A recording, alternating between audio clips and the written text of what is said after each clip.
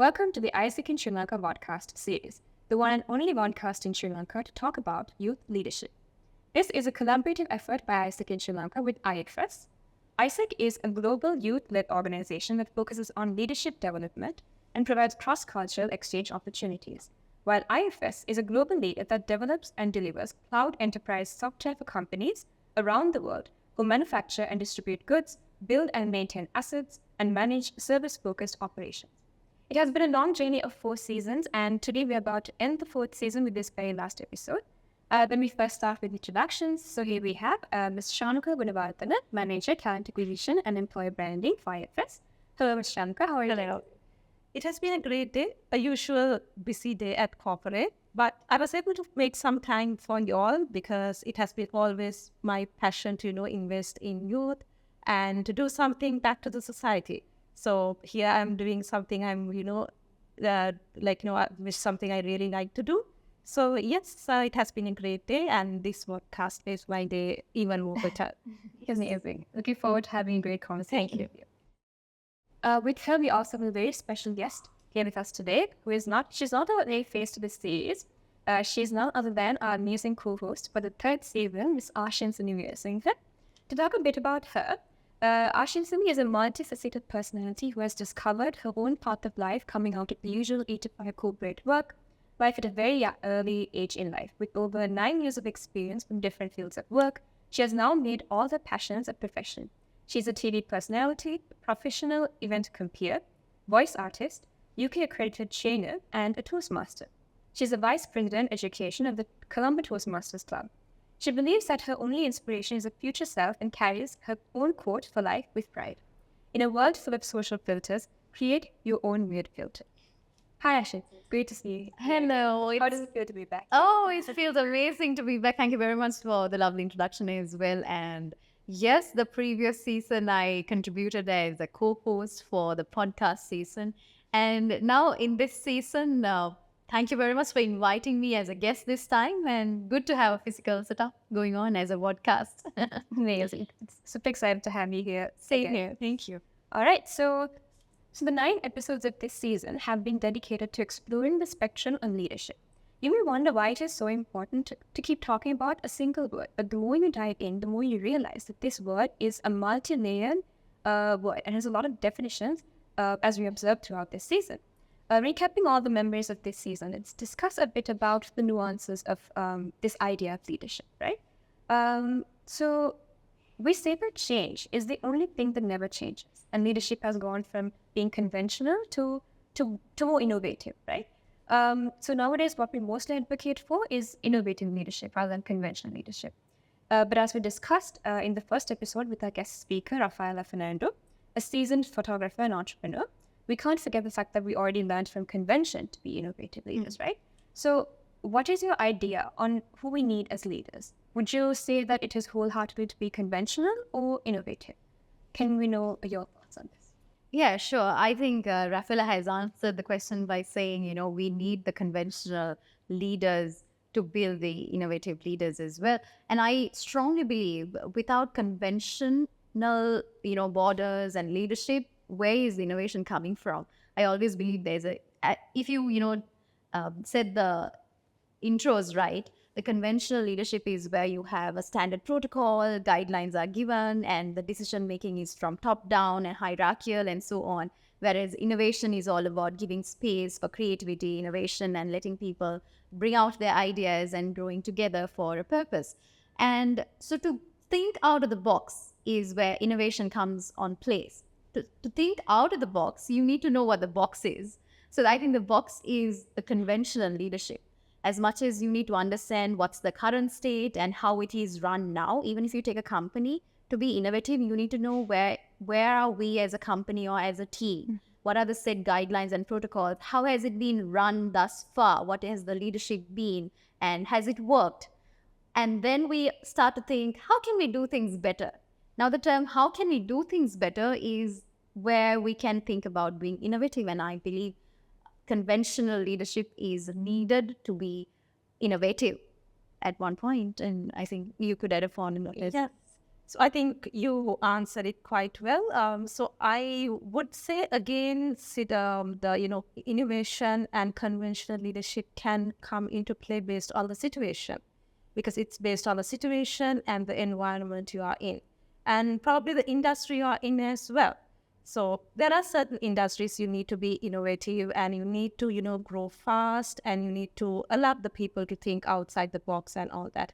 At the same time, there are certain industries or companies or that situation will require to be conventional and to have standard set of protocols, and to have those policies, guidelines, make sure things are followed in a process for the own betterment of the stakeholders or the citizens of that country. So both is required based on the situation, I would say, based on the situation and the environment we are in. But for someone in a, maybe a tech industry or a fast-moving industry, in a way, that innovation leadership is required if you are talking about, high-tech or a technology company, because that's what we keep on thinking. How can we make people's life better? So what can we bring additionally? How can we make things advanced? So that's the situation I'm talking about. Then in that situation, of course, the innovation leadership is what we require. But there are certain situations you can always have the conventional leadership. Yeah, I agree. When it comes to, some places like political parties or military, how much innovative can they be, when you're putting an army forward to fight for a war. So you definitely need the conventional way, these are the protocols, this is the way to do it, you do it, and the rest of the followers really follow the guidelines. So it depends on the industry, and, going forward, it changes. So to sum it up, basically what you're saying is conventional leadership is needed. It serves as a foundation for leaders in several ways for stability, whereas innovative leaders are more driven to growth, driven to change, right? Yes. So going with this idea of innovative and conventional leadership, transformation is also a key factor in creating leaders, right? We talked about this extensively in the second episode with our guest speakers, Ashinsanie, Director of Software Engineering at IFS, and Sagar Sendanayake, Vice President of Software Operations at IFS. So stemming from your own experience, can we talk a bit about transformational leadership? You as a manager of talent acquisition, what does this mean to you, being a transformational leader? So transformation leadership for me, when I hear the word transformation, I look at things like, empowering a team and giving them the freedom to, work in their own space. That is, transformation is the opposite of transactional leadership. So transactional is where you are actually micromanaging things. So I don't think micromanaging will help anyone to grow from their space. So you need to give that, empowerment, the freedom, and the authority for them to allow themselves to, grow in that space and experiment things. So there's this, great quote, or there's a saying, you won't learn anything from success. It's from mistakes that you learn. So you need to allow them to do mistakes and learn from it as well. So that's where that transformational leadership comes, where you actually inspire people to, you become an inspirational, but you don't say individually, this is what you need to do, and, give all the little nitty-gritty steps to do. Mm-hmm. So you create that, whole environment for them to follow of course, you can give the training. So what I personally believe is make the foundation for them, give the relevant training, and make sure that the right skills and the competencies are being met, and then allow them to do their job, and they will do wonders in that space. Mm-hmm. They will do mistakes, but you have to be open for that, especially when a graduate or when a fresher start in the career. They will do mistakes, but allow them to grow with that, because I believe you learn from that, and those are lessons learned for the entire life, other than you telling everything one by one. Mm-hmm. So that's my take on transformational leadership rather than transactional leadership. Do you have anything to add to? I would like to actually share a few experiences that I've had. Rather than me saying that I've been a transformation leader, I would like to say that I have been a follower of a transformational leader, that I have been guided by a transformational leader whom I call a best friend, a mentor, and so on. He never likes me to bring his name up anywhere. But I would like to say, as a mentor and as a best friend, probably 5 years ago, I was nowhere. I was lost in my career. Because the little girl who finished school, A levels, you're lost. You're trying to figure out whether it's the society's formula of finishing a degree, master's, and getting a job and going so on, or what else can you really do. But then I was also stuck in this society formula for a while, not knowing what should I really do. And this is exactly where I got myself into Toastmasters, a non-voluntary club, a not-for-profit voluntary club, and where I met this mentor, where he guided me throughout, not just professionally, but just personally as well. He's a leader who never says what to do, but then shows you the options. I think that is the best part of being a transformational leader, saying, all right, you are right here, but you've got these paths. What do you choose? What do you think is the best way to, upgrade your life, or, for your next step in life? So that's exactly how he took me from 2017-18 to now itself, right? Where I left corporate life, where I knew that was not just for me, and I had a lot of passions. I never knew you could make your passions a profession. I never knew speaking could be your career. Like, school never taught me that. But yeah, education wise, everything. So I believe the transformational leader is someone who's that, who takes you through, who takes your followers through that transformational period. He's not just there to tell you, okay, do this right now, but then obviously there with you for a period of time, observing what you do and keeping track of what you do, giving you evaluation and feedback. And if you have done something wrong, knocking on your head to be like, oh, think whether you did it right, how could you do this differently? So that's a huge transformation, which, took me to the best potential that I could serve and the best person that I could become, and helped me to be a high performing individual in society. I think that's, if you ask me an experience, an example for a transformational leader, I would definitely bring him up, because I was transformed through that leadership. It is clear how profound of an impact transformation leaders can have on their followers. For sure. Yes. Drive positive change, right? Yes. Amazing. All right. So since we were just talking about transformational leadership, we can agree that we live in a very transformational era, right? Where we rely on technology a lot. Leaders are impacted by technology, as well as technology is impacted by leadership. This is a topic to which we presented insights in our 3rd and 8th episodes of the series with the guests, Asatha Rajapaksa, Weerasinghe, and Sajeeva Dissanayake. So what would your take be on leadership and technology? If I touch upon the impact of technology on leadership, I think you can just keep talking a lot, because we are in that literally a transformational stage for everyone, where we have to keep up with technology to move forward in life. And even businesses or individuals, anyone, I don't think we can find anyone without a phone. Even in Sri Lanka right now, everybody knows how to go on social media, WhatsApp, to everything. I think this is where it comes on board as a leader. Communication is the number one impact of technology on leadership, where communication has been very effective and efficient wherever you are as a leader. Those days, I would like to say, you would want to wait until a signature comes on a paper to start work, or even to decision making, you will have to wait until chairman signs a paper and send you, or a written email. But now you really don't have to wait for all of that, because you have so many communication channels, thanks to technology developments. And you just have to, put a message on a group saying, guys, take the project on, or so on. So the communication has developed a lot. And also information, when it comes to access to information from wherever you are, it's just a folder share or like a link share, the whole group has access to it. If not those days, it's the files, only one person will have it. And also we never knew the transparency of those information back in the days. So clearly the impact of technology is vast when it comes to leadership. Now everyone has access, accuracy, and also remote leadership. It definitely accommodates remote leadership, where wherever you are in the country or wherever you are in the world, you could still lead your team, you could still lead your company. And that's exactly where the company cultures also have come down to remote work cultures.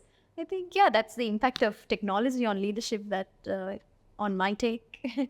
Exactly. So since she talked about how leaders are impacted by technology, what would you say, how would you say technology is impacted by leaders?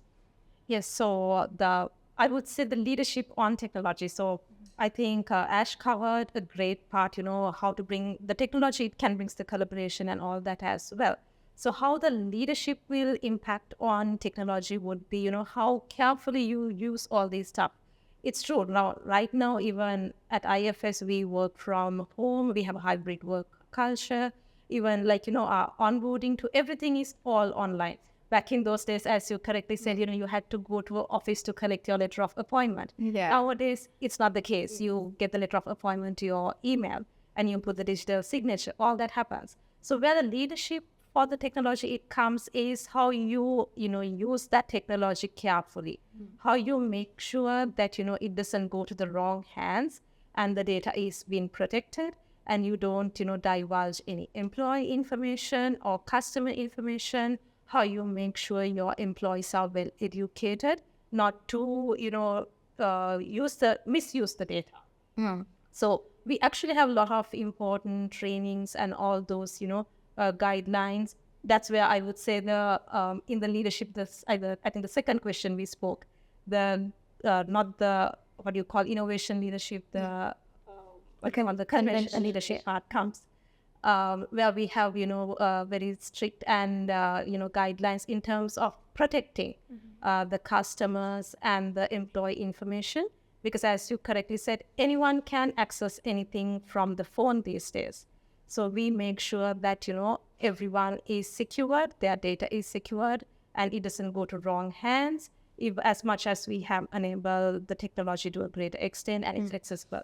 And even work from home. So we have employees from all parts of the country, I would say. Yeah. And as you correctly said, we are a global company as well. And we have, employees reporting out of Sri Lanka. And also we have managers who are reporting people from different regions. And they don't know whether they are, working at that time or they are sleeping or whatever. But it's that, again, the empowerment and everything that you have created. That's where the leadership comes to the technology, because you can easily, misuse it or you can play around with the technology. But it comes with, again, a lot of, trust and training and all that, where you make sure your employees to stakeholders know how to use it responsibly. And it's not being, any information is not being divulged or it's gone to the wrong hands or it's not being misused. I think to add on to that, I think to start off what technology is, I think it is being introduced by leaders themselves, right? If not, how are we finding all these technologies? The humans who are looking forward to, introducing new technologies. And as much as technology is helping us to move forward with life, leaders also need to know how to use it right, is the right combination of answers that you actually got right now. Exactly. So Ash and Chanukah beautifully described technology and leadership go hand in hand and affects various aspects such as decision-making, the culture of an organization, communication, like you both mentioned. And it's a responsibility to responsibly use technology without abusing it. All right. So moving on to my next question. When looking back at world history, we have seen where leaders have gone wrong, right? And ended up in world wars. The most prominent shade of all these leaders were that they were dictators. And if you take into account Adolf Hitler, he was a dictator. And that's why it ended in war. In the present era, we strive to achieve collaboration instead of dictatorship as leaders. And we also talked about this topic in the 4th episode with Dinushan and Krimarachi, Senior Manager Software Engineering at IFS, and Prabhat Kudalamage, Vice President Software Operations IFS. I'll direct this question to you, Chanukah. Since you are manager of talent acquisition, have you adopted a collaborative style of leadership with your team? Of course. In fact, collaboration is one of our core values at IFS. So yes, we do practice that on a day-to-day basis. And since you asked whether I have adopted that, of course, yes. So we have a very diverse team. And we make sure all the employees are being heard and their contribution is given to any of the decision-making process. Or, if we are changing anything, all the voices are being heard. Because, again, it's not a, one-man show. And we strongly believe that everyone should come together to, bring out the best in that final output. So collaboration is a major part of, I would say, each and every team and as a company as a whole. Hence the reason it is a core value of IFS. And we truly see that being collaborative have been benefited us, because that's one of our strengths, the culture that we have, and supporting each other, how people come together to support each other. That has been one of the winning factors for us. And it's, in fact, I'm experiencing in a day-to-day basis, and we make sure everyone is heard and their opinion and the point of view is taken at every given time. Ash, can you give me a distinction on dictatorial leadership and collaborative leadership? What do you think of the two, and what do you think? What would you say is the best style of leadership between the two? If you ask me what is the best style of leadership, definitely collaborative leadership. But if you ask me to, draw comparatives between the two, dictatorship and collaborative, like you started saying, Adolf Hitler would be the best example for dictatorship leadership. And that's where,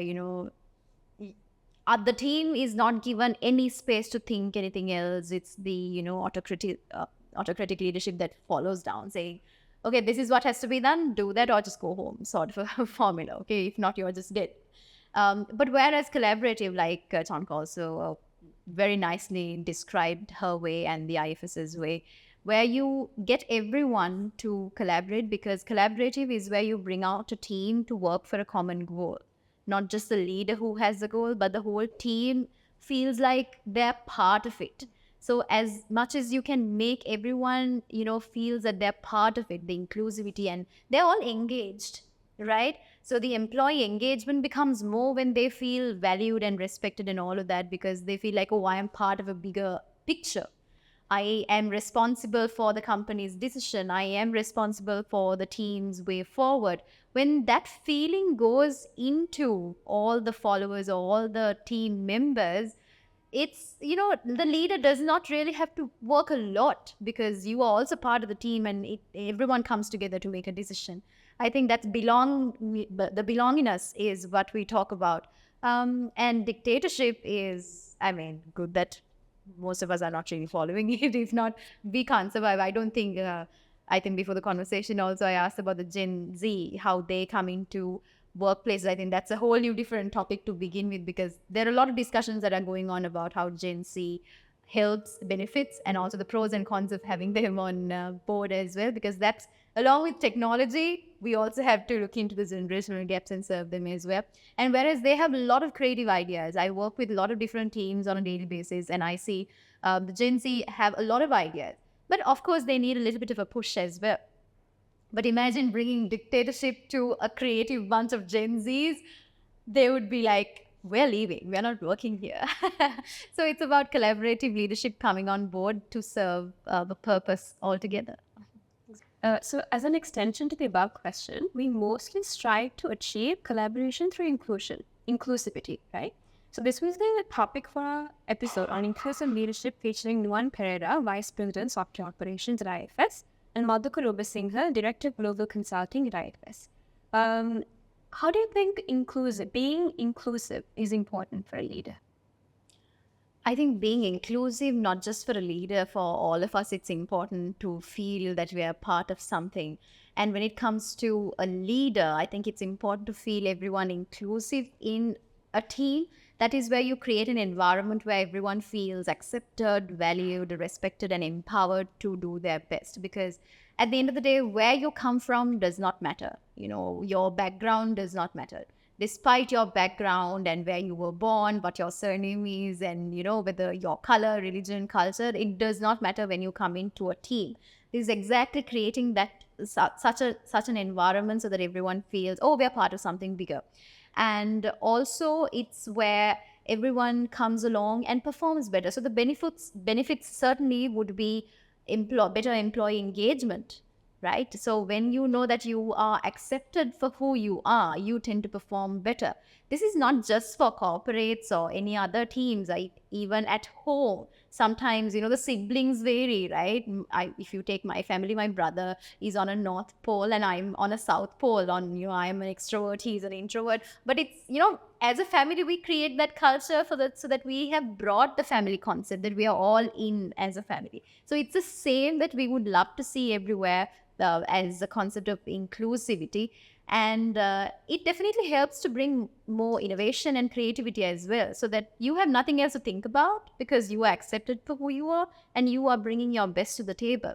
And one of the best examples out of a global leader that I would always take for inclusivity is Tim Cook, who is the CEO of Apple, where he has, shown actions have been taken to encourage inclusivity, diversity, where he has helped women and individuals from underrepresented minority groups to have leadership positions in the company.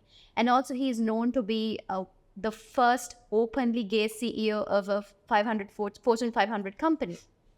And he is an advocate for LGBTQ+.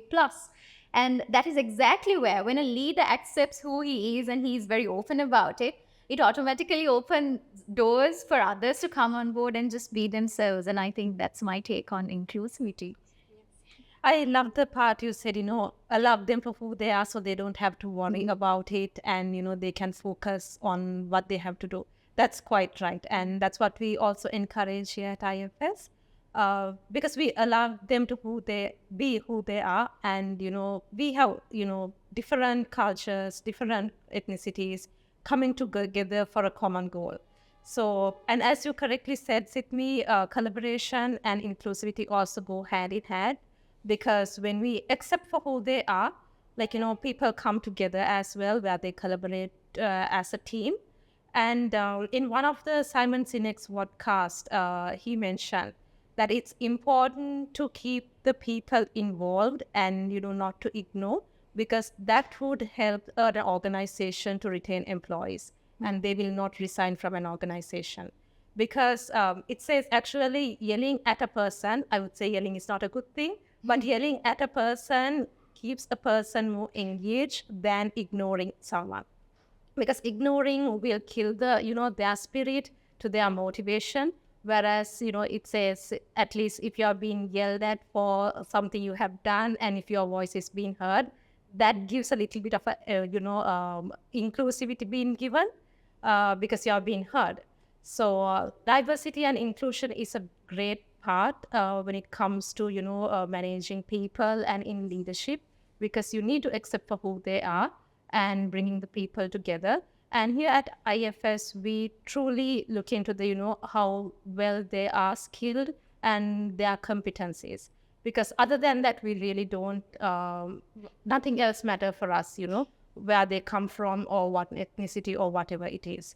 Because what we want, a group of people who can truly give their best to a common goal. So I think that's where diversity and inclusion comes to a great place, and a leader who promotes that as well. I think that's a very interesting perspective on, as there's absolutely nothing worse than getting, feeling ignored. Yeah. Even getting yelled at means you're being included. True. That's actually a very nice way to put it. So in summary, we talked about how inclusive leaders can drive positive outcomes by fostering equality and inclusion within organizations, and that ultimately leads to success and growth within companies and within oneself. So yes, next we come to the service leadership, which we discussed in the 5th episode with Tilanka Jayatilaka, Director of Human Resources, and Kusal Veeraratne, Lead Engineer at IFS. Servant and service leadership, these are two things that we see, where leaders are supposed to serve a community, their team, etc. Right? So is serving important? How can that be done, if you think it is? I would like to start with Chunk. So let me start like this. So at IFS, we have this tagline called Moment of Service. That's where everyone come together to create that winning moment, and to give the best to our stakeholders. It could be an internal stakeholder or external stakeholder, I would say, again, giving your best and creating that winning moment. It's where everyone come together to achieve a moment. So it could be, giving the best solution. So as IFS, we are giving solutions to different industries across different parts of the world. So giving that best solution to a customer and making sure that they are taking the best out of it would be a winning situation for us, and creating that service. So giving that ultimate service to whoever it is, creating that moment, what we call is moment of service. So leading by that itself, I would say, creating that service leadership is very important. It could be, since I'm from HR, I would take an example. So we don't directly deal with external customers, but for us, our customers are employees. So creating that, best service for our employees and making this a happy place to work is the ultimate service and that winning moment for us, making sure employees are happy, creating that environment. And as talent acquisition team, for me personally, giving an offer letter to a candidate, telling that, candidate, you are selected for the role. That's actually a service for me. So going that, extra mile and doing that and leading by that. So hence the reason, that we have that tagline called moment of service, where we come, everyone come together to create that special moment and the winning moment, because service is very important for us. I think talking about service leadership, I would like to take out of my own experience and examples is where, like you mentioned, introduced me also as a vice president of the Colombo Toastmasters Club. That is Toastmasters International is a non-for-profit voluntary organization where people come on board to develop themselves as speakers and as leaders. And in the process of becoming speakers and leaders, there's a lot that happens. It's a transformational journey. And to serve there in such a club as a leader is definitely of us being service leaders, where we're not being paid, we're not given any other benefits, but we are also there to develop ourselves as leaders and speakers.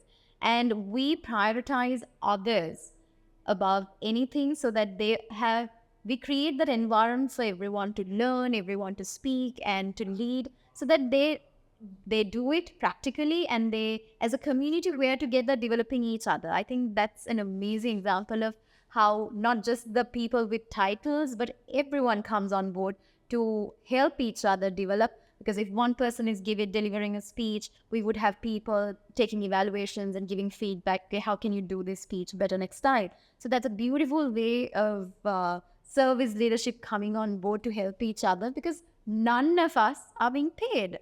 Because a lot of people look for monetary benefits these days. But in a society like that, if we have more communities as such where all of us come together to bond, to network, and to help each other grow, I think that's the best example that I could take as service leadership coming on board.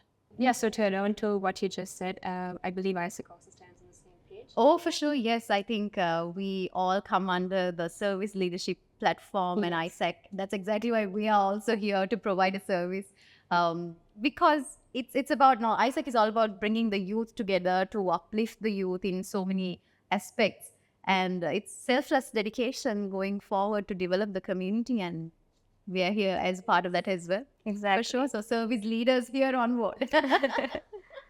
All right. So since we were on the topic of service leadership, I believe that self-leadership also is something that we should be paying more attention to in this contemporary society, right? We discussed this topic in our 7th episode with Fahad Farouk, an international trainer, certified transformational coach, and development specialist. So what do you think? Does leading others always count as leadership? Yes, leading others do count as leadership, but it's also important to self-leadership. That's great importance to self-leadership as well. I will tell why it is, and I will, first bring some facts or sayings, then I will connect all those together. So it says, as your first job, it's important to pick a good leader rather than an employer.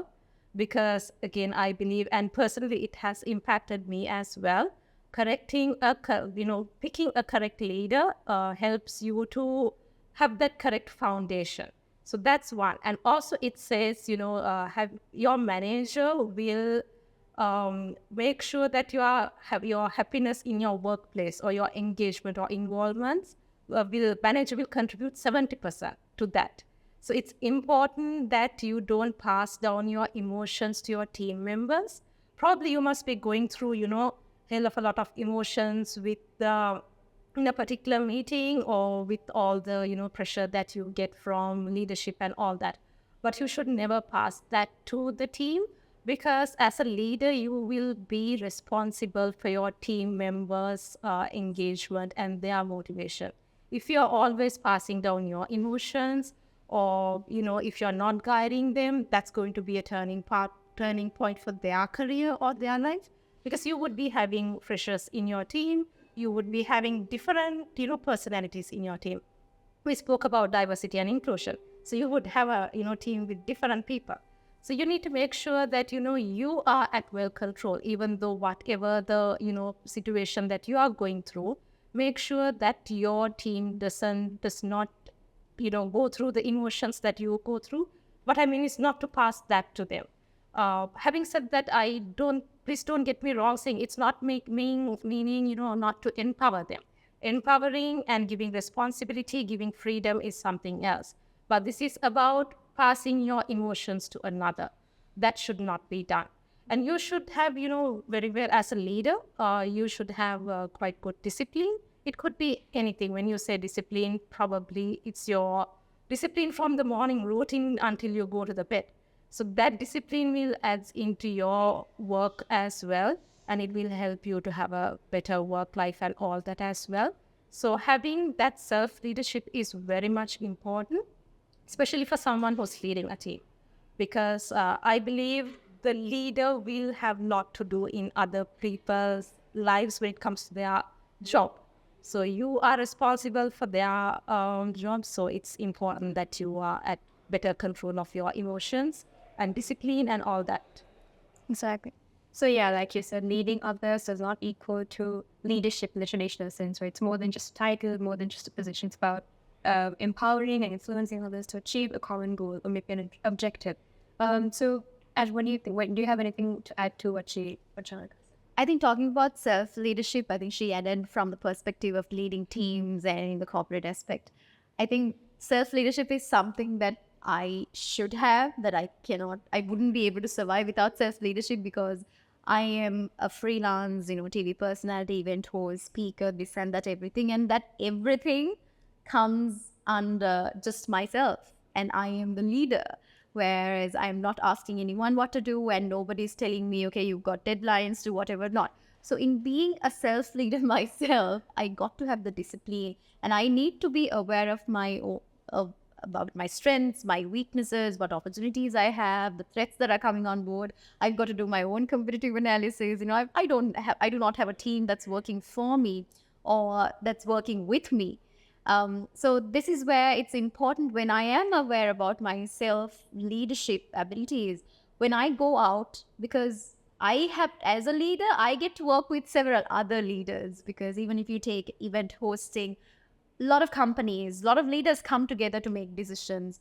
The client, right? The client comes on board, the agency comes on board, and then I come on board. And then we sit at the same table and discuss, okay, how can we make this event a better event? How to make it, go this and that.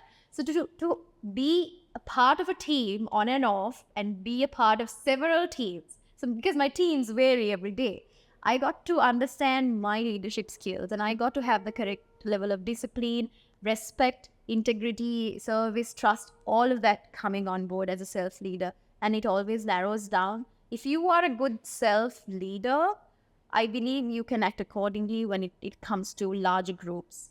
No matter how big the group is or how difficult the other members of the group are, it's always come down to, okay, these are my traits. How can I get the best out of others? And when you are aware about it, you are ready to accept weaknesses and strengths of anyone else who sits with you at the same board meeting, because we're just meeting for 1 hour, 2 hours, or just few weeks. So I think it's important to be aware of yourself as a self-leader, and self-leadership sets the foundation for you to become a better leader with teams, I believe. I think the next question will be a great addition to what you were just saying right now. It's about personal branding and leadership. And as somebody who do what you do, I believe you'd have a lot of insight to give to the community. But before that, I have to remind that this is the last episode of the series featuring Dushyant Veerman, who talked about this extensively as well as his personal experience. Ashinsanie, how do you think personal branding is important in leadership?